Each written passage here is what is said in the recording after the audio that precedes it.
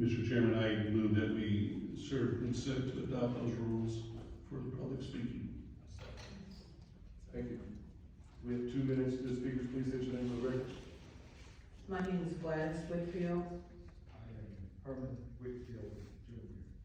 and we are the parents of the late, beautiful Herman Whitfield III, who was killed by IMPD officers in April 2022, when we called for medical assistance. I want to acknowledge that our family has several people here, if they would stand. A lot of them I've never met before, but they have joined us in trying to seek some resolution both for ourselves and also for the community, to address issues when an individual such as our son, who was having a mental health issue. We called for medical help, and the officers came, and I think within about 10 minutes he was dead. Councilor Evans came up to us today and personally expressed his support. However, he was the only one on the council to do so. Councilor Evans' sentiments align with those of Congressman Andre Carson, who has asked for the Department of Justice to investigate, and also several members of the Indiana General Assembly have also demonstrated their support. They talked to us personally, and it's my understanding that they too wrote a letter to the Department of Justice and asked them to investigate what happened to our son.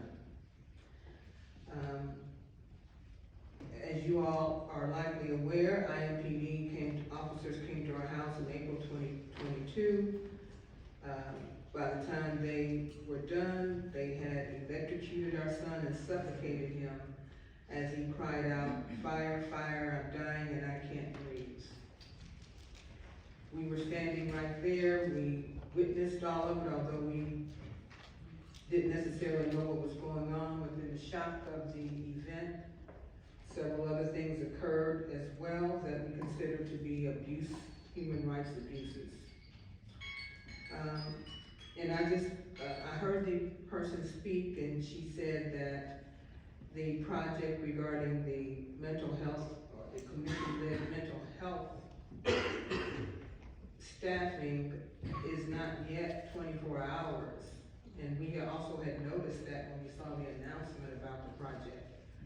But so I don't understand, what are people supposed to do outside of the hours that the mental health clinicians are unavailable? I haven't heard anyone address that. And I think it's critical. Maybe our son's life, would have been not taken from him and not taken from us.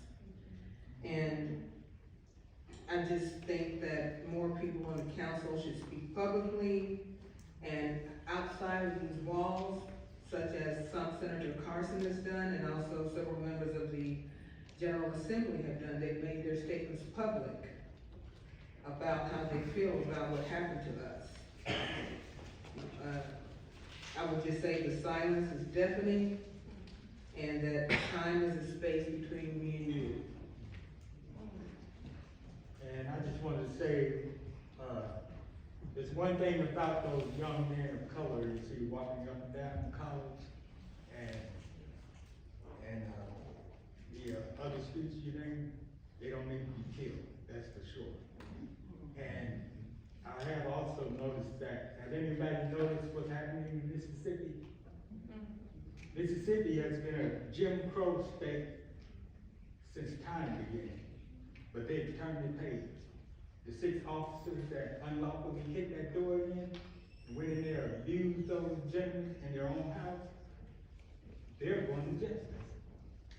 That is amazing. But justice here has been very, very elusive for me and my family. Me and my family, we've been torn apart. It started as a cover-up.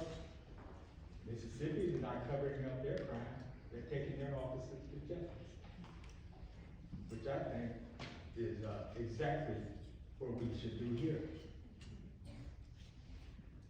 those officers are facing up to their crime, and the city officials are not trying to cover it up and sweep it under the rug. And I think the council should speak about that. Thank you very much for your time. Thank you for your comments, Ms. Whitfield. Ms. Director, what happens outside the hours of MCAT? Can you speak to that?